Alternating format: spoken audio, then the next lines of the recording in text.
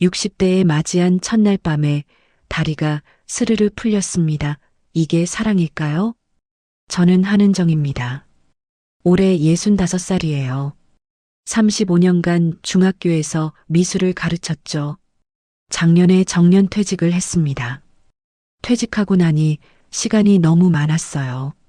아침에 눈을 떠도 출근할 곳이 없었습니다. 붓을 쥔 아이들의 눈빛, 물감 냄새, 복도를 오가는 발소리, 교실에서의 모든 일상이 사라지니 집이 너무 조용했죠. 남편은 3년 전에 먼저 떠났습니다. 딸아이는 결혼해서 미국으로 갔어요. 이제 이 넓은 아파트에 저 혼자만 남았습니다. 처음엔 괜찮다고 생각했어요. 그동안 못했던 것들을 하면 되니까요. 아침 드라마도 보고 산책도 하고 요가 교실도 다녔습니다. 하지만 뭘 해도 마음 한구석이 텅 비어 있는 느낌이었죠. TV는 켜놓기만 하고 소리는 줄여놨어요. 너무 조용하면 제 숨소리만 들리는 게 무서웠거든요. 오늘 저녁은 뭘 먹지? 혼잣말이 늘었습니다. 말 상대가 없으니 저도 모르게 중얼거리게 되더라고요. 가끔 딸아이가 영상통화를 걸어오면 억지로 밝게 웃었습니다. 엄마 잘 지내. 걱정 마. 하지만 전화를 끊고 나면 다시 고요만 남았죠. 그렇게 몇 달을 보냈을까요? 어느 날 복지센터 게시판 앞을 지나가다가 전단지 하나가 눈에 들어왔어요. 형광 노란색 종이에 초록색 글씨로 이렇게 적혀 있었습니다. 원예 치유 프로그램 식물과 함께하는 마음의 봄. 식물이라. 저는 식물을 키워본 적이 없었어요. 아파트 베란다에 화분 하나 놓아본 적도 없었죠. 그런데 그 문구가 자꾸 마음에 걸렸습니다. 마음의 봄. 제게도 그런 게 올 수 있을까요? 며칠을 고민하다가 결국 신청을 했습니다. 잃을 것도 없었으니까요. 첫 수업날 식물원 입구에 섰을 때의 기분을 아직도 기억해요. 유리온실 안에서 풍겨나오는 흙냄새와 풀냄새.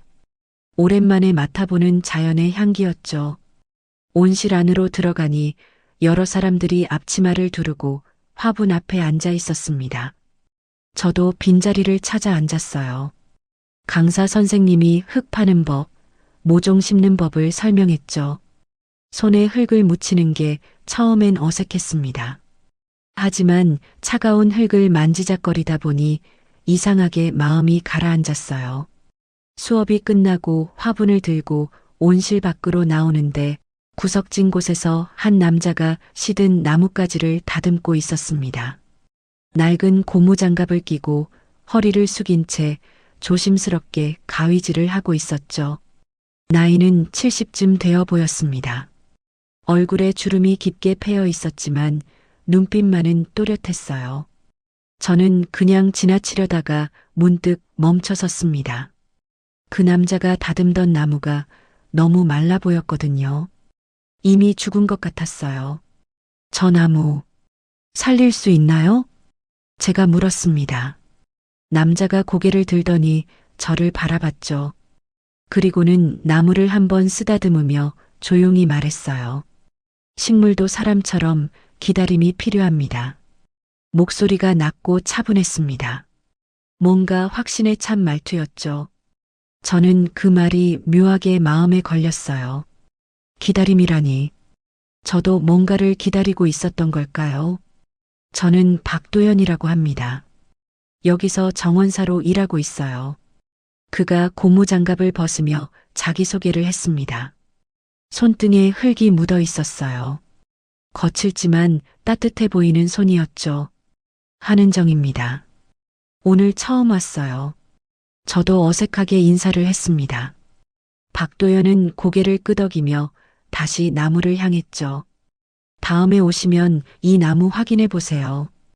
분명 변화가 있을 겁니다. 그 말을 남기고 박도연은 다시 작업에 집중했어요. 저는 화분을 들고 식물원을 나왔습니다. 집으로 돌아오는 길 그의 말이 계속 맴돌았죠. 식물도 사람처럼 기다림이 필요하다. 그렇다면 저도 기다리면 될까요? 뭔가가 다시 피어날 수 있을까요? 그날 밤 저는 오랜만에 일기를 썼습니다. 식물원에 다녀온 이야기, 박도연이라는 정원사를 만난 이야기. 글을 쓰다 보니 가슴 한구석이 조금 따뜻해지는 것 같았어요. 아주 작은 변화였지만 분명히 뭔가 달라지고 있었습니다. 다음 주 수업이 기다려졌습니다. 그 말라 보이던 나무가 정말 살아날지 궁금했거든요. 아니, 솔직히 말하자면 박도연이라는 사람이 궁금했는지도 모릅니다. 그의 조용한 눈빛과 차분한 목소리가 자꾸 떠올랐어요. 일주일이 지나고 저는 다시 식물원을 찾았습니다.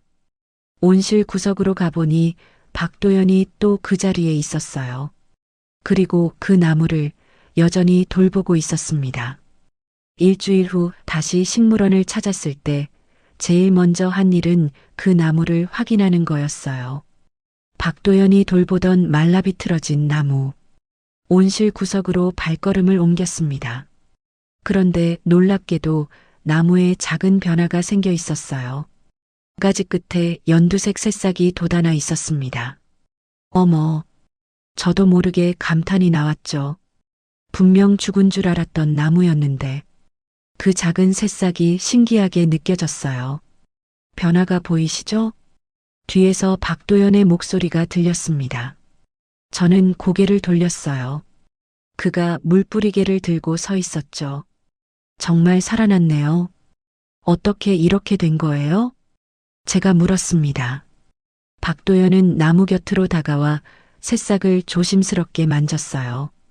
매일 물을 주고 햇빛 잘 드는 곳으로 옮겨줬습니다. 그게 다예요. 그의 대답은 간단했어요. 하지만 그 간단한 일을 매일 한다는 게 쉬운 일은 아니겠죠. 저는 새싹을 한참 바라봤습니다. 이렇게 작은 생명이 다시 피어날 수 있다니. 그날부터 저는 매주 식물원에 나갔습니다. 원예치유 수업은 한 달에 2번이었지만 저는 수업이 없는 날에도 식물원을 찾았어요. 제 화분을 돌보러 간다는 핑계였지만 사실은 박도연을 보고 싶었는지도 모릅니다. 식물원에 가면 박도연은 늘 어딘가에서 일하고 있었어요. 시들어가는 꽃을 돌보거나 버려진 화분을 정리하거나 온실 유리를 닦고 있었죠. 말수는 적었습니다. 하지만 식물을 대하는 그의 손길에는 따뜻함이 있었어요. 어느 날은 쓰레기통 옆에 버려진 화분을 주워 오더라고요. 흙도 바싹 말라 있고 잎도 다 시들어 있었습니다. 보통 사람 같으면 그냥 버렸을 거예요. 이건 왜 가져오세요? 이미 죽은 것 같은데. 제가 물었습니다. 박도연은 화분을 작업대에 올려놓으며 말했어요. 아직 뿌리가 살아 있습니다. 다시 살아날 수 있어요. 그는 마른 잎을 조심스럽게 떼어내고 새 흙을 채워 넣었어요. 물을 주고 햇빛 좋은 곳에 놓았습니다. 그 모습을 보며 저는 생각했어요. 이 사람은 포기하는 법을 모르는 사람이구나. 몇 주가 지났습니다. 박도연이 살려낸 화분들이 하나둘씩 초록빛을 되찾기 시작했어요. 처음엔 작은 새싹이 돋아나고 이어서 잎이 피고 마침내 꽃이 피었습니다. 그 과정을 지켜보는 게 묘하게 즐거웠어요. 어느 날 저는 박도연에게 물었습니다. 어떻게 그렇게 식물을 잘 살리세요? 비결이 있나요? 박도연은 잠시 생각하더니 대답했어요. 비결은 없습니다. 그냥 매일 보는 거죠. 관심을 주는 거예요. 물이 필요한지, 햇빛이 필요한지 그냥 바라보면 알게 됩니다. 그의 말에 뭔가 깨달음 같은 게 왔어요. 식물도 사람처럼 관심이 필요한 거구나. 누군가 지켜봐 주는 게 필요한 거구나. 어느 날 오후 저는 제 화분 앞에 앉아 있었습니다. 수업 시간에 심었던 허브였어요. 열심히 키웠는데 잎이 자꾸 노랗게 변했죠. 걱정이 되어서 한숨을 쉬고 있었어요. 물을 너무 많이 주셨네요. 박도연이 다가와 말했습니다. 그는 화분을 들어 흙을 확인했어요. 허브는 물을 적게 줘야 합니다. 흙이 마를 때까지 기다렸다가 주세요. 아, 그렇군요. 물을 많이 주는 게 좋은 줄 알았어요. 제가 말했습니다. 박도연은 고개를 저었어요. 식물마다 다릅니다. 어떤 건 물을 많이 필요로 하고 어떤 건 적게 필요로 하죠. 중요한 건 그 식물이 무엇을 원하는지 아는 겁니다. 그날 저는 박도연과 한참을 이야기했어요. 식물 이야기, 정원 이야기. 그는 생각보다 말이 많았습니다. 자기가 좋아하는 것에 대해서는요. 저 나무 기억하세요? 처음 오셨을 때 보셨던. 박도연이 온실 구석을 가리켰어요. 제가 처음 봤던 그 말라있던 나무였습니다. 당연히 기억하죠. 그 나무가. 말을 하다가 저는 눈을 크게 떴습니다. 그 나무에 분홍색 꽃이 가득 피어 있었거든요. 작은 꽃들이 가지마다 주렁주렁 달려 있었어요. 죽은 줄 알았던 나무가 다시 피었어요. 제 목소리가 떨렸습니다. 너무 놀랍고 신기했어요. 박도연은 조용히 미소 지었습니다. 죽은 게 아니라 누군가 물 주길 기다린 거죠. 그 말이 가슴에 와닿았어요. 저도 그랬습니다. 죽은 것처럼 텅 빈 마음으로 살아왔지만 사실은 누군가를 기다리고 있었던 거예요. 마음에 물을 줄 누군가를요. 그날 저녁 집으로 돌아오는 길 발걸음이 가벼웠습니다. 가슴 한구석에서 무언가 따뜻한 게 피어오르는 느낌이었어요. 아파트 현관문을 열고 들어서니 여전히 조용했습니다. 하지만 예전처럼 무섭지는 않았어요. 거실 창가에 제 화분을 놓고 물을 줬습니다.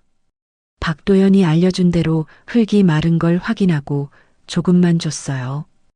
허브 잎을 만지며 속삭였습니다.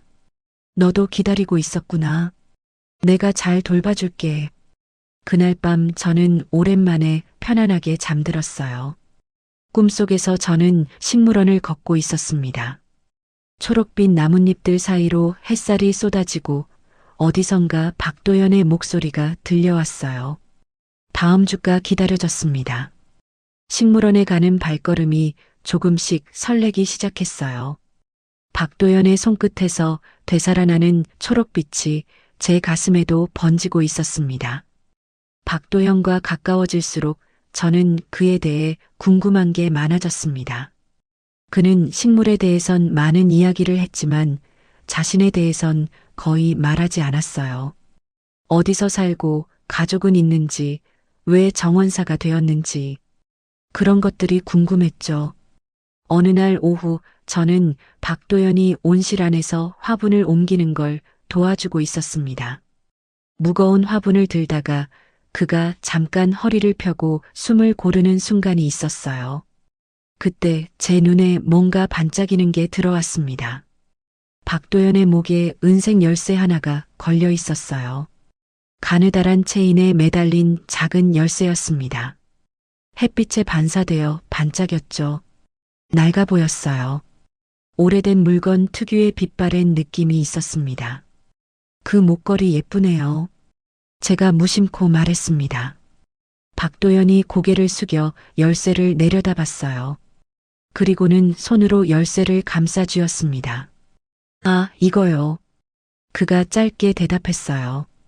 더 이상의 말은 없었습니다. 저는 조금 더 물어보고 싶었지만 참았어요. 뭔가 개인적인 물건 같았거든요. 다음 날 식물원에 갔을 때도 박도연은 그 열쇠를 목에 걸고 있었습니다. 그제야 저는 깨달았어요. 그가 늘 그 열쇠를 하고 다닌다는 걸. 제가 그동안 못 봤던 게 신기했죠. 며칠 후 저는 용기를 내서 물어봤습니다. 박도연 씨, 그 열쇠는 무슨 열쇠예요? 늘 목에 걸고 다니시더라고요. 박도연은 화분에 물을 주다가 손을 멈췄어요. 잠시 침묵이 흘렀습니다. 그리고는 열쇠를 만지작거리며 말했죠. 오래된 거예요. 버릇처럼 하고 다닙니다. 혹시 집 열쇠인가요? 제가 다시 물었습니다. 박도연은 고개를 저었어요. 그리고는 미소만 지었습니다. 대답을 피하는 미소였죠. 중요한 열쇠입니다. 그게 다예요. 그의 목소리에 뭔가 단호함이 있었어요. 더 이상 묻지 말라는 신호 같았습니다. 저는 그만 물어보기로 했어요. 하지만 마음 한구석에선 궁금증이 자라났습니다. 그날 이후 저는 자꾸 그 열쇠에 눈길이 갔어요. 박도연이 일할 때마다 목에서 흔들리는 열쇠. 가끔 그가 무의식적으로 열쇠를 만지는 모습도 봤습니다. 뭔가 소중한 물건인 건 분명했어요. 일주일쯤 지났을까요? 비가 오는 날이었습니다. 저는 우산을 들고 식물원으로 향했어요. 빗속에서도 식물들을 돌봐야 했거든요. 온실 안으로 들어가니 박도연이 유리문을 닫고 있었습니다. 비 오는데 오셨네요. 박도연이 말했어요. 저는 우산을 털며 대답했습니다. 제 화분이 걱정돼서요. 물을 너무 많이 먹진 않았나 해서. 허브는 괜찮을 겁니다. 온실 아니니까요. 박도연이 안심시켰어요. 저는 제 화분이 있는 곳으로 갔습니다. 다행히 화분은 건강해 보였어요. 그때였습니다. 뒤에서 뭔가 떨어지는 소리가 들렸어요. 땡그랑. 금속 부딪히는 소리였습니다. 저는 고개를 돌렸죠. 유리온실 문 근처에 뭔가 떨어져 있었어요. 은색으로 반짝이는 작은 물건. 저는 다가가서 그것을 주워들었습니다. 열쇠였어요. 박도연이 늘 목에 걸고 다니던 그 열쇠. 손에 쥔 열쇠는 생각보다 차갑고 무거웠습니다. 오래된 물건 특유의 무게감이 있었어요. 자세히 보니 열쇠에 뭔가 새겨져 있었습니다. 희미하게 아주 작은 글씨로 K&O 이니셜이었어요. 누군가의 이름 첫 글자를 새긴 거겠죠. K와 A. 박도연의 이름에는 이 알파벳들이 없었습니다. 그렇다면 누구의 이니셜일까요? 그거. 박도연의 목소리가 들렸습니다. 저는 깜짝 놀라 고개를 들었어요. 그가 제 앞에 서 있었습니다. 얼굴이 창백해 보였어요. 떨어진 거 주었어요. 저는 열쇠를 건넸습니다. 박도연은 황급히 열쇠를 받아들었어요. 손이 조금 떨리는 것 같았습니다. 감사합니다. 체인이 낡아서 자꾸 끊어지네요. 그가 열쇠를 주머니에 넣으며 말했어요. 목소리가 평소보다 낮았습니다. K와 A라는 이니셜이 있던데 무슨 뜻이에요? 제가 물었습니다. 너무 직접적인 질문이었을까요? 박도연은 잠시 말이 없었어요. 그리고는 고개를 저었습니다. 개인적인 거예요. 말씀드리기 어렵습니다. 그의 대답은 단호했어요. 하지만 눈빛에는 뭔가 슬픔 같은 게 어려 있었습니다. 저는 더 이상 묻지 않았어요. 죄송해요. 너무 사적인 걸 물었네요. 아니에요. 괜찮습니다. 박도연이 말했지만 분위기는 어색해졌어요. 그날 저는 일찍 집으로 돌아왔습니다. 집에 와서도 그 열쇠가 계속 생각났어요. 차가운 금속의 감촉, 희미하게 새겨진 이니셜, K&O. 왜 박도연은 그 열쇠를 그렇게 소중히 간직하는 걸까요? 무엇을 여는 열쇠일까요? 그날 밤 저는 잠을 이루기 힘들었습니다. 박도연에 대한 궁금증이 커졌어요. 동시에 뭔가 불안한 느낌도 들었습니다. 그 열쇠에 담긴 이야기가 무거운 것 같았거든요. 며칠 동안 저는 식물원에 가지 않았습니다. 뭔가 마음이 불편했어요. 박도연을 마주치면 어떻게 대해야 할지 모르겠더라고요. 그에 대해 더 알고 싶으면서도 동시에 두려운 마음이 있었습니다. 창밖을 바라보며 생각했어요. 저는 정말 박도연에 대해 아는 게 없었습니다. 그저 식물을 잘 돌보는 친절한 정원사. 그것뿐이었죠. 그 열쇠 하나가 모든 걸 다르게 보이게 만들었어요. 박도연은 어떤 사람일까요? 그 열쇠는 무엇을 의미하는 걸까요? 저는 알고 싶었지만 동시에 알고 싶지 않았습니다. 며칠 후 저는 요가 수업에 나갔습니다. 복지센터에서 매주 하는 시니어 요가 프로그램이었어요. 열쇠일 이후로 식물원은 가지 않고 있었지만 요가는 계속 다녔죠. 몸을 움직이면 복잡한 생각이 조금이나마 정리되는 것 같았거든요. 수업이 끝나고 매트를 정리하고 있는데 옆자리 김순자 씨가 제게 다가왔습니다. 60대 중반쯤 되는 분이었어요. 말이 많고 동네 소식에 밝은 편이었죠. 은정 씨, 요즘 식물원 안 가요? 순자 씨가 물었습니다. 저는 매트를 접으며 대답했어요. 요즘 바빠서요. 그래요? 난 은정 씨가 그 정원사 아저씨랑 친해진 줄 알았는데. 순자 씨가 의미심장하게 웃었습니다. 저는 얼굴이 약간 뜨거워지는 걸 느꼈어요. 그냥 식물 얘기 좀 나누는 사이예요. 아, 그렇구나. 순자 씨가 고개를 끄덕이더니 갑자기 목소리를 낮췄습니다. 주변을 힐끗 보고는 제 귀에 대고 속삭였어요. 근데 은정 씨, 그 사람 조심하는 게 좋을 거예요. 네. 무슨 말씀이세요? 저는 순자 씨를 똑바로 쳐다봤습니다. 순자 씨는 한 번 더 주변을 둘러보고는 말했죠. 그 정원사 아저씨 예전에 공사사고로 사람 하나 죽게 했다잖아. 그 말이 제 머리를 울렸습니다. 마치 망치로 얻어맞은 것 같았어요. 뭐라고요? 내 친구 동생이 그 사고 알고 있대. 10년도 더 됐나? 조경공사 하다가 사람이 죽었대요. 그 아저씨가 그때 책임자였다는데. 순자 씨의 목소리는 작았지만 또렷했습니다. 저는 말문이 막혔어요. 확실한 거예요? 친구한테 들은 건데 거짓말은 아닐 거예요. 그래서 한동안 소문이 많았대요. 그러다 사람들 기억에서 잊혀졌죠 뭐. 순자 씨는 가방을 챙기며 덧붙였습니다. 뭐 나쁜 사람은 아닌 것 같긴 한데 그래도 그런 과거가 있다는 건 알고 계셔야죠. 순자 씨가 가고 나서도 저는 한참을 그 자리에 서 있었어요. 머릿속이 복잡했습니다. 공사사고, 사람이 죽었다. 박도연이 책임자였다. 그 열쇠가 떠올랐어요. 목에 걸고 다니던 그 낡은 열쇠. K&O라는 이니셜.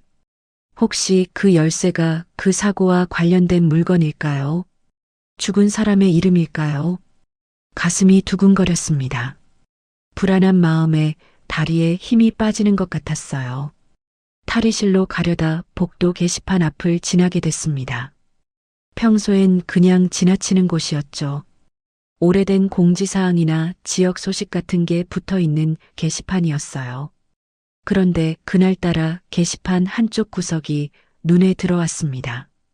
누렇게 바랜 신문 스크랩이 붙어 있었어요.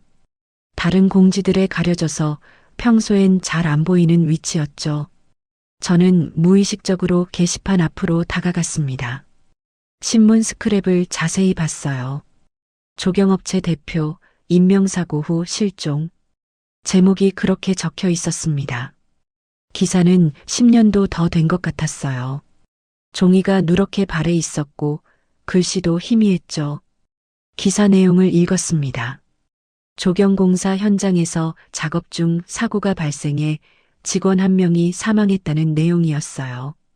안전점검 미비가 원인으로 추정된다고 했습니다. 그리고 당시 현장 책임자였던 조경업체 대표가 사고 직후 행방을 감췄다고 했죠. 기사 옆에는 작은 사진이 붙어 있었습니다. 흑백 사진이었어요. 화질이 좋지 않았지만 얼굴은 알아볼 수 있었습니다. 박도연이었습니다. 10년 전의 모습이라 지금보다 젊어 보였지만 분명 박도연이었어요. 그 눈빛, 그 얼굴 윤곽. 틀림없었습니다. 가슴이 덜컥 내려앉았어요. 다리가 후들거렸습니다. 게시판을 붙잡고 겨우 중심을 잡았죠. 정말 그 사람이었어요. 박도연은 조경업체 대표였고 사고로 사람을 죽게 했고 도망쳤던 사람이었습니다. 머릿속이 하얘졌어요. 그동안 함께 나눴던 대화들, 식물을 돌보던 따뜻한 손길, 조용한 미소, 그 모든 게 거짓처럼 느껴졌습니다. 저는 비틀거리며 복지센터를 나왔어요. 집으로 돌아오는 길이 기억나지 않습니다. 그저 멍하니 걸었던 것 같아요. 집에 도착해서도 한참을 소파에 앉아 있었습니다. 창밖을 바라보며 생각했어요. 박도연은 왜 그 사실을 숨겼을까요? 아니, 굳이 말할 이유도 없었겠죠. 저와 그는 그저 식물원에서 만난 사이일 뿐이었으니까요. 하지만 저는 그를 믿기 시작했었어요. 마음을 열기 시작했었습니다. 그런데 이런 비밀이 있었다니. 며칠이 지났습니다. 저는 식물원에 가지 않았어요. 복지센터에도 나가지 않았습니다. 집에만 있었죠.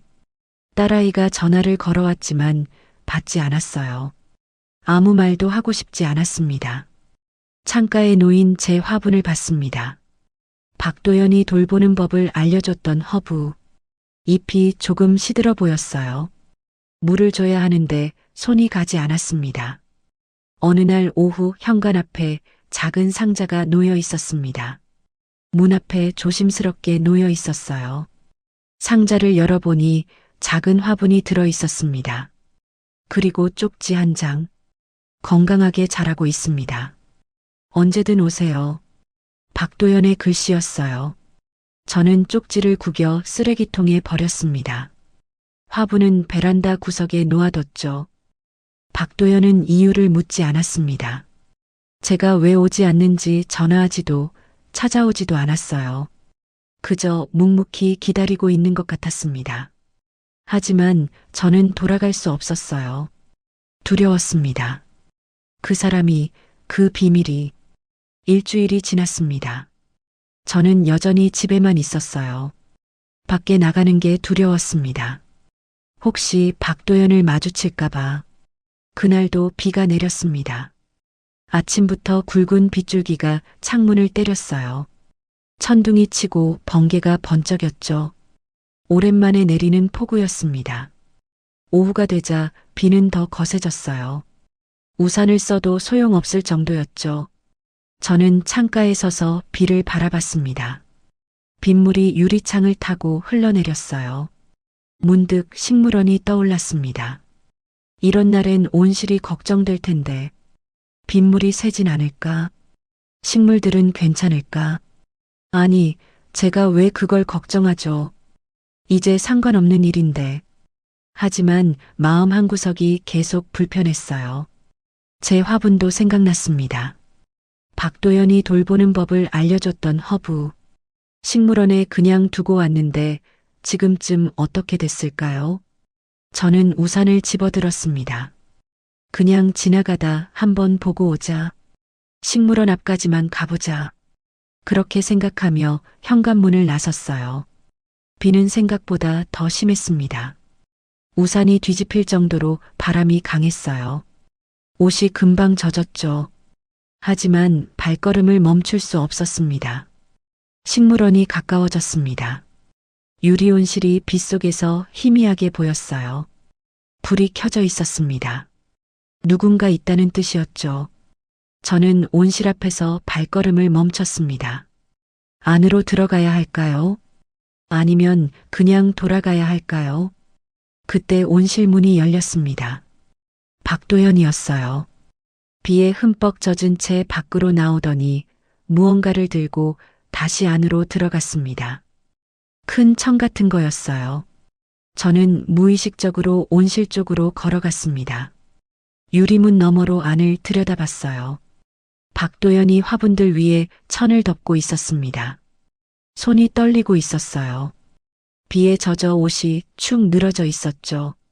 하지만 그는 멈추지 않았습니다. 한 화분 한 화분 정성스럽게 천을 덮어주고 있었어요. 저는 문을 열고 안으로 들어갔습니다. 박도연이 고개를 들었어요. 저를 보더니 눈이 커졌습니다. 은정 씨, 이렇게 비가 오는데 왜 밖에 나가세요? 제가 먼저 물었습니다. 박도연은 젖은 머리를 쓸어 넘기며 대답했어요. 온실 지붕에 틈이 있어서 빗물이 샙니다. 이대로 두면 뿌리가 썩어요. 그의 목소리는 담담했습니다. 하지만 손은 여전히 떨리고 있었어요. 저는 다가가서 천 한쪽을 잡았습니다. 함께 화분을 덮기 시작했죠.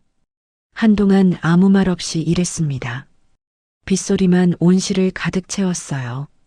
모든 화분을 덮고 나서 저는 박도연을 똑바로 쳐다봤습니다. 그도 저를 바라봤어요. 젖은 얼굴에 빗물이 흘러내리고 있었습니다. 그 기사, 당신 이야기 맞죠? 제가 물었습니다. 박도연의 어깨가 굳어지는 게 보였어요. 잠시 침묵이 흘렀습니다. 그리고는 조용히 고개를 끄덕였죠. 맞습니다. 그의 대답은 짧았습니다. 저는 숨을 깊이 들이쉬었어요. 왜 말 안 하셨어요? 말할 자격이 없다고 생각했습니다. 박도연이 고개를 숙였어요. 목소리가 떨렸습니다. 제가 공사 책임자였습니다. 부하 직원이 사고로 세상을 떠났죠. 그는 천천히 말을 이어갔어요. 10년 전 이야기를 꺼내기 시작했습니다. 조경공사 마감일이 촉박했어요. 저는 서둘렀습니다. 안전 확인을 제대로 하지 않았죠. 그날 비계가 무너졌고 김한수라는 직원이 그 밑에 깔렸습니다. 김한수, K&O. 그 열쇠에 새겨진 이니셜이었어요. 그 자리에서 숨졌습니다. 젊은 친구였어요. 결혼한 지 얼마 안 됐고 아이가 곧 태어날 예정이었죠. 박도연의 목소리가 갈라졌습니다. 눈시울이 붉어지는 게 보였어요. 제 잘못이었습니다. 제가 서두르지 않았다면, 안전을 확인했다면 안수는 살 수 있었어요. 저는 말없이 들었습니다. 가슴이 먹먹했어요. 저는 도망쳤습니다. 책임을 지기가 무서워서, 안수 부인과 가족들을 볼 면목이 없어서 박도연이 주머니에서 그 낡은 열쇠를 꺼냈습니다. 손에 쥔 열쇠가 떨리고 있었어요. 이건 그때 폐쇄된 온실의 열쇠입니다. 사고가 난 그 공사 현장이었어요. 저는 매년 그곳을 찾아갑니다. 안수가 좋아하던 꽃을 심고 돌봅니다. 그것밖에 할 수 없었어요. 그는 열쇠를 꽉 쥐었습니다. 손등에 핏줄이 튀어나왔어요. 식물을 살리는 일을 하기로 했습니다. 제가 죽게 한 생명을 다른 생명을 살리는 것으로 속죄하려고요. 하지만 아무리 많은 식물을 살려도 안수는 돌아오지 않습니다. 빗소리가 더 커졌습니다. 천둥이 쳤어요. 박도연은 그 자리에 주저앉았습니다. 고개를 숙인 채 말을 잇지 못했죠. 저는 그의 앞에 무릎을 꿇었습니다. 떨리는 그의 손을 잡았어요. 열쇠가 제 손바닥에 닿았습니다.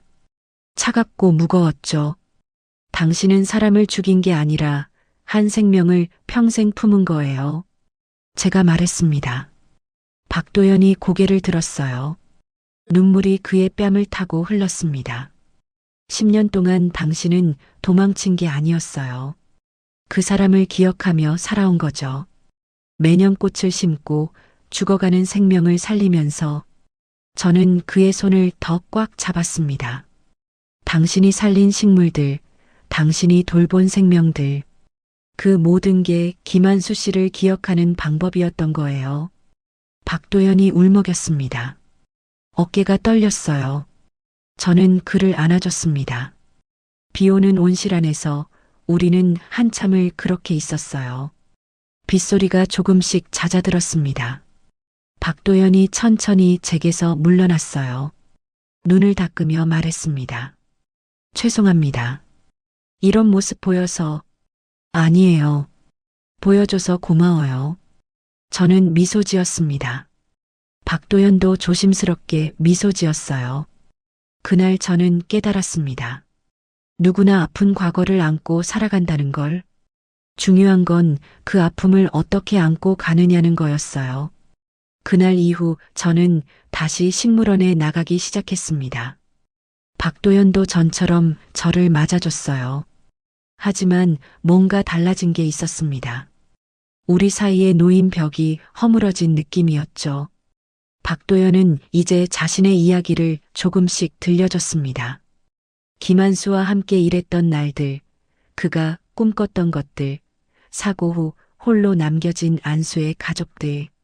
말할 때마다 그의 목소리는 떨렸지만 저는 묵묵히 들어줬어요. 어느 날 저녁 집으로 돌아온 저는 책상 앞에 앉았습니다. 뭔가 하고 싶은 게 생겼거든요. 박도연을 위한 선물을 만들고 싶었어요. 저는 작은 화분을 준비했습니다. 식물원에서 가져온 흙과 모종. 박도연이 제게 알려준 방법 그대로 따라했죠. 조심스럽게 흙을 담고 모종을 심었습니다. 손에 흙이 묻었어요. 차갑고 축축한 감촉이 느껴졌습니다. 이상하게 마음이 편안해지더라고요. 흙을 만지작거리며 생각했어요. 박도연은 10년 동안 이렇게 식물을 돌보며 살아왔구나. 모종을 다 심고 나서 저는 작은 팻말을 만들었습니다. 나무젓가락에 종이를 붙여서요. 거기에 정성스럽게 글씨를 썼습니다. 두 번째 봄, 이름을 지어줬어요. 박도연에게도 저에게도 필요한 이름이었습니다. 다시 시작할 수 있다는 의미, 아픔을 딛고 피어날 수 있다는 희망. 며칠 동안 저는 그 화분을 정성껏 돌봤습니다. 매일 아침 햇빛 잘 드는 곳에 놓고 물을 줬어요. 새싹이 조금씩 자라는 모습을 지켜봤죠. 건강하게 자라주길 바라며. 일주일쯤 지났을까요? 화분이 제법 싱그러워졌습니다. 연두색 잎이 여러 개 돋아났어요. 이제 박도연에게 줄 때가 된 것 같았습니다. 다음 날 저는 화분을 들고 식물원으로 갔습니다. 박도연은 온실 안에서 가지치기를 하고 있었어요. 저를 보더니 반갑게 웃었습니다. 오늘은 일찍 오셨네요. 드릴 게 있어서요. 저는 등 뒤에 숨겼던 화분을 내밀었습니다. 박도연이 눈을 크게 떴어요. 이건 당신을 위해 심은 거예요. 제가 말했습니다. 박도연은 조심스럽게 화분을 받아들었어요. 팻말에 적힌 글씨를 읽더니 입술을 꼭 깨물었습니다. 두 번째 봄, 그가 천천히 이름을 읽었어요. 목소리가 떨렸습니다. 당신도 다시 시작할 수 있어요. 아픔을 안고 있지만 그래도 봄은 올 수 있으니까요. 제가 말했습니다. 박도연의 눈시울이 붉어졌어요. 화분을 꼭 안듯이 잡고는 고개를 숙였습니다. 이런 선물은 처음입니다. 그의 목소리는 작았지만 진심이 담겨 있었어요. 저는 그의 어깨를 가볍게 두드렸습니다. 이제 혼자가 아니에요. 제가 있잖아요. 박도연이 고개를 들었습니다. 눈물이 그의 뺨을 타고 흘렀어요. 하지만 웃고 있었습니다. 오랜만에 보는 진짜 웃음이었죠. 감사합니다, 은정 씨. 정말로. 그날부터 우리는 더 가까워졌습니다. 박도연은 제게 더 많은 것들을 가르쳐 줬어요. 어떤 식물이 햇빛을 좋아하는지, 어떻게 해충을 막는지, 계절마다 어떤 꽃을 심어야 하는지. 저도 박도연을 도왔습니다. 함께 화분을 옮기고 온실 유리를 닦고 낙엽을 쓸었어요. 일하면서 작은 이야기들을 나눴습니다. 어렸을 때 이야기, 가족 이야기, 좋아하는 음식 이야기. 어느 날 오후 박도연이 보온병을 꺼냈습니다. 커피 한 잔 하시겠어요? 좋죠. 우리는 온실 벤치에 앉아 커피를 마셨어요. 따뜻한 커피가 목을 타고 넘어갔습니다. 박도연이 조용히 말했어요. 요즘 잠이 잘 와요. 오랜만에. 그래요? 네. 10년 만에 처음인 것 같습니다. 편하게 잘 수 있다는 게. 박도연이 커피를 한 모금 마셨습니다. 얼굴이 한결 편안해 보였어요. 은정 씨를 만나고 나서 많이 달라졌어요. 저도요. 당신을 만나고 많이 변했어요. 저도 솔직하게 말했습니다. 박도연이 저를 바라봤어요. 외롭지 않으세요? 이제는 덜 외로워요. 여기 오면 당신이 있으니까요. 제 대답에 박도연이 미소 지었습니다. 따뜻한 미소였어요. 그날 이후 우리는 거의 매일 만났습니다. 저는 아침마다 식물원으로 나갔고 박도연은 늘 그곳에 있었어요. 함께 식물을 돌보고 커피를 마시고 이야기를 나눴습니다. 어떤 날은 말없이 앉아 있기도 했어요. 그저 옆에 있다는 것만으로 위안이 됐거든요. 박도연의 존재가 제 일상에 빛을 가져다 줬습니다. 집에 돌아가면 전처럼 외롭지 않았어요. 내일 또 박도연을 만날 거라는 생각에 잠자리가 편안했습니다. 딸아이에게 전화를 걸었어요. 엄마, 목소리가 밝아졌네? 딸아이가 말했습니다. 저는 웃으며 대답했어요. 좋은 친구가 생겼거든. 친구요? 누구예요? 나중에 소개해 줄게. 좋은 사람이야. 전화를 끊고 창밖을 봤습니다. 봄이 오고 있었어요. 나무에 새싹이 돋고 꽃망울이 맺히기 시작했습니다. 제 마음에도 봄이 오고 있었죠. 박도연이 준 두 번째 봄 화분을 바라봤습니다. 아니, 이제는 제가 박도연에게 준 화분이었어요. 우리 둘의 화분, 우리의 새로운 시작. 잎이 무럭무럭 자라고 있었습니다. 건강하고 싱그러웠어요. 마치 우리의 관계처럼 말이죠. 저는 조용히 미소 지었습니다. 오랜만에 느끼는 행복이었어요. 박도연과 함께라면 우리는 괜찮을 것 같았습니다. 서로의 상처를 감싸 안으며 천천히 치유해 나갈 수 있을 것 같았죠. 밤하늘에 별이 반짝였습니다. 저는 창가에 서서 한참을 하늘을 바라봤어요. 내일 또 식물원에 가야겠다는 생각을 하며 겨울이 지나고 봄이 왔습니다. 어느새 식물원에 나간 지도 몇 달이 지났어요. 박도연과 저는 이제 매일 함께 시간을 보냈습니다. 식물을 돌보고 이야기를 나누고 가끔은 그냥 조용히 함께 있었죠. 3월 말 식물원의 벚나무에 꽃망울이 맺히기 시작했습니다. 박도연은 매일 나무를 올려다보며 중얼거렸어요. 곧 필 거예요. 올해는 일찍 피는 것 같습니다. 저도 기다려졌어요. 벚꽃이 피면 얼마나 아름다울까. 박도연과 함께 보는 첫 봄이었으니까요. 4월 첫째 주 드디어 벚꽃이 피기 시작했습니다. 아침에 식물원에 갔을 때는 몇 송이만 피어 있었는데 오후가 되자 나무 전체가 분홍빛으로 물들었어요. 와, 저도 모르게 감탄이 나왔습니다. 정말 아름다웠거든요. 벚꽃 아래 선이 꽃잎이 바람에 흩날렸어요. 햇살에 반짝이는 꽃잎들이 눈처럼 떨어졌습니다. 박도연이 제 옆에 섰습니다. 함께 벚꽃을 올려다봤어요. 한참을 말없이 서 있었죠.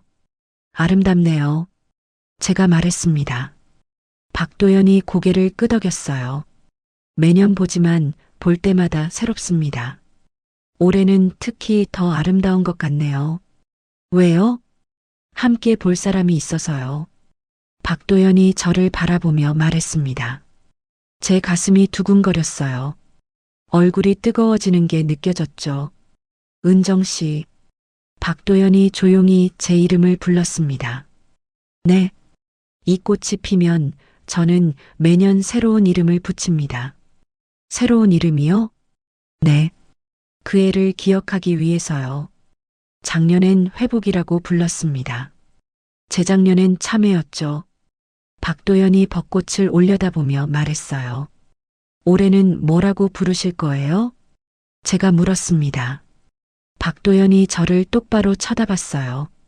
눈빛이 진지했습니다. 이번엔 은정꽃이라 부르고 싶네요. 그 말에 제 심장이 크게 뛰었습니다. 은정꽃이라니 제 이름을 붙인다는 거잖아요. 저를 기억하고 싶으신 거예요? 그렇습니다. 당신을 만난 이 봄을 평생 기억하고 싶어요. 박도연의 목소리는 떨리고 있었지만 확신에 차 있었어요. 저는 가슴이 벅차올랐습니다. 눈물이 날 것 같았죠. 저도 이 봄을 잊지 않을 거예요. 제가 말했습니다. 박도연이 미소 지었어요. 따뜻하고 환한 미소였습니다. 박도연은 주머니에서 뭔가를 꺼냈습니다. 작은 천주머니였어요. 조심스럽게 열더니 그 안에서 씨앗 하나를 꺼내 제 손바닥에 올려놨습니다. 아주 작은 씨앗이었어요. 손톱만한 크기. 갈색빛이 도는 씨앗이었죠. 이건 뭐예요? 제가 처음 심은 나무의 후손입니다. 박도연이 설명했어요. 20살 때 처음 조경일을 시작하면서 심었던 나무가 있습니다. 벚나무였죠. 몇 년 전 그 나무에서 씨앗을 받았어요. 소중하게 간직해뒀습니다. 저는 손바닥의 씨앗을 조심스럽게 들여다봤어요. 이 작은 씨앗이 나무가 된다니 신기했습니다. 이 씨앗을 함께 심어주시겠어요? 박도연이 물었습니다. 제 손을 꼭 잡으며 말했죠. 함께요? 네. 우리 둘이 함께 심는 겁니다. 그리고 함께 돌보는 거예요. 박도연의 눈빛이 간절했어요. 저는 고개를 끄덕였습니다. 물론이죠. 함께 심어요. 우리는 식물원 한쪽 구석으로 갔습니다. 햇빛이 잘 드는 곳이었어요. 박도연이 미리 준비해둔 모종삽과 물을 가져왔습니다. 여기가 좋을 것 같습니다. 박도연이 한 자리를 가리켰어요. 저도 고개를 끄덕였죠. 우리는 함께 땅을 팠습니다. 박도연이 삽으로 흙을 파면 제가 그걸 옆으로 옮겼어요. 손에 흙이 묻었습니다. 차갑고 축축한 흙의 감촉이 좋았어요. 구덩이가 적당히 파지자 박도연이 제 손을 잡았습니다. 제 손바닥에 있던 씨앗을 함께 감싸주었죠. 같이 심어요. 우리는 함께 씨앗을 구덩이에 넣었습니다. 조심스럽게 흙을 덮고 물을 줬어요. 박도연이 작은 팻말을 꽂았습니다. 거기엔 이렇게 적혀 있었어요. 은정과 도연의 나무. 제 눈에서 눈물이 흘렀습니다. 기쁜 눈물이었어요. 박도연도 눈시울을 붉혔습니다. 이 나무가 자라는 동안 우리도 함께 할 수 있을까요? 제가 물었습니다. 박도연이 제 손을 꼭 잡았어요. 당연합니다. 다음 봄에도 그 다음 봄에도 함께 볼 거예요. 이 나무가 자라는 걸 지켜보면서요. 약속이에요. 약속합니다. 우리는 손을 맞잡은 채 방금 심은 씨앗을 바라봤습니다. 지금은 흙 속에 묻혀 보이지 않지만 곧 싹이 날 거예요. 그리고 자라서 나무가 되겠죠. 마치 우리의 관계처럼요. 처음엔 작고 약했지만 시간이 지나며 단단해지고 자라나는 것처럼. 박도연이 조용히 말했습니다. 은정 씨, 저와 함께 해주셔서 감사합니다. 저야말로 고마워요. 당신이 제 삶에 다시 봄을 가져다 줬어요. 우리는 벚꽃나무 아래 섰습니다. 꽃잎이 바람에 날려 우리 주위로 떨어졌어요. 분홍빛 눈이 내리는 것 같았습니다. 박도연이 제 어깨에 손을 올렸습니다. 저는 그의 어깨에 머리를 기댔어요. 따뜻했습니다. 편안했죠? 행복해요. 제가 속삭였습니다. 박도연이 대답했어요. 저도요. 정말로. 우리는 한참을 그렇게 서 있었습니다. 벚꽃 아래서 봄바람을 맞으며 방금 심은 씨앗이 자라날 그 자리를 바라보면서요. 그날 저녁 집으로 돌아오는 길에 저는 계속 미소를 지었습니다. 가슴이 따뜻했어요. 65살에 이런 감정을 느낄 수 있다니 믿기지 않았습니다. 하지만 이건 분명한 현실이었어요. 박도연이라는 사람이 제 삶에 들어왔고 우리는 함께 나무를 심었습니다. 다음 봄을 약속했죠. 창밖을 보니 벚꽃이 바람에 흩날리고 있었습니다. 은정꽃, 제 이름을 붙인 꽃, 그 꽃들이 봄바람에 춤추고 있었어요. 씨앗을 심은 지 석 달이 지났습니다. 작은 싹이 나더니 어느새 손바닥만 한 묘목으로 자랐어요. 박도영과 저는 매일 그 나무를 돌봤습니다. 물을 주고 잡초를 뽑고 햇빛을 가리는 가지들을 쳐냈죠. 그리고 그 석 달 동안 우리 사이에도 변화가 있었습니다. 어느 날 저녁 박도연이 조심스럽게 물었어요. 은정 씨, 저와 함께 살아주시겠습니까? 순간 제 심장이 멈추는 것 같았습니다. 박도연은 진지한 표정으로 저를 바라보고 있었어요. 함께요? 네. 저는 혼자 작은 집에 삽니다. 크진 않지만 둘이 살기엔 충분해요. 무엇보다 정원이 있습니다. 박도연이 제 손을 잡았습니다. 매일 아침 눈 뜨면 당신이 곁에 있었으면 좋겠어요.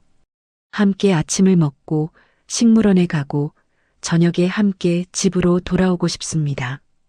제 눈에서 눈물이 흘렀어요. 65살에 이런 프로포즈를 받을 줄은 몰랐습니다. 좋아요. 함께 살아요. 저는 웃으며 대답했습니다. 박도연이 저를 꼭 안아줬어요. 우리는 한참을 그렇게 서 있었죠. 일주일 후 저는 박도연의 집으로 이사했습니다. 딸아이가 미국에서 영상통화로 축하해줬어요. 엄마, 정말 행복해 보여요. 그래, 나 행복해. 저는 웃으며 대답했습니다. 정말이었어요. 이렇게 행복한 건 언제 이후일까요? 박도연의 집은 작지만 따뜻했습니다. 마당에는 정말로 작은 정원이 있었어요. 여러 화분들과 나무들이 자라고 있었죠. 집안은 단순했습니다. 필요한 것만 있었어요. 하지만 그게 좋았습니다. 첫날 밤이었습니다. 저는 부엌에서 저녁을 준비했고 박도연은 정원에 물을 주고 있었어요. 창문 너머로 그의 모습이 보였습니다. 저녁 노을을 받으며 화분에 물을 주는 뒷모습, 평화로워 보였어요. 저녁을 먹고 우리는 거실 소파에 나란히 앉았습니다. 창밖으로 별이 보였어요. 한참을 조용히 앉아 있다가 제가 먼저 말을 꺼냈습니다. 이게 사랑이겠죠? 박도연이 저를 돌아봤어요. 사랑요? 네. 젊었을 땐 사랑이 불꽃 같은 거라고 생각했어요. 뜨겁고 격렬한 것. 그런데 지금은 다르더라고요. 저는 박도연의 손을 잡았습니다. 불꽃 대신 흙냄새가 나니까요. 조용하고 편안하고 매일 곁에 있어도 질리지 않는 것. 이게 사랑인 것 같아요. 박도연이 제 손을 꼭 쥐었습니다. 거칠지만 따뜻한 손이었어요. 저도 그렇게 생각합니다. 꽃이 필 땐 항상 떨립니다. 떨려요? 네. 몇 번을 봐도 꽃이 피는 순간은 떨려요. 당신을 볼 때마다 그런 느낌입니다. 떨리고 설레고 감사해요. 박도연의 목소리가 떨렸습니다. 당신 덕분에 내 봄이 다시 왔어요. 10년 동안 겨울을 살았는데 당신이 봄을 가져다 줬습니다. 저는 박도연의 어깨에 머리를 기댔어요. 그의 심장 소리가 들렸습니다. 규칙적이고 따뜻한 소리였죠. 우리 함께 오래오래 살아요. 그럽시다. 우리가 심은 나무가 크게 자랄 때까지요. 우리는 손을 꼭 잡고 앉아 있었습니다. 창밖으로 별이 반짝이고 정원에서는 풀벌레 소리가 들려왔어요. 완벽한 밤이었습니다. 다음 날부터 우리는 함께 식물원으로 출근했습니다. 아침에 함께 일어나 아침을 먹고 손을 잡고 식물원으로 걸어갔어요.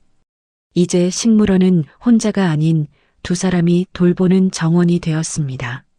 저는 박도연의 일을 도왔어요. 화분을 옮기고 꽃을 다듬고 방문객들을 맞이했습니다. 일하는 게 즐거웠어요. 박도연과 함께라서요. 점심시간이면 우리는 벤치에 앉아 도시락을 먹었습니다. 제가 아침에 싸온 김밥이나 주먹밥, 박도연은 늘 맛있다고 했어요. 세상에서 제일 맛있습니다. 거짓말. 그냥 김밥인데. 진심입니다. 당신이 만든 거니까요. 우리는 웃으며 밥을 먹었습니다.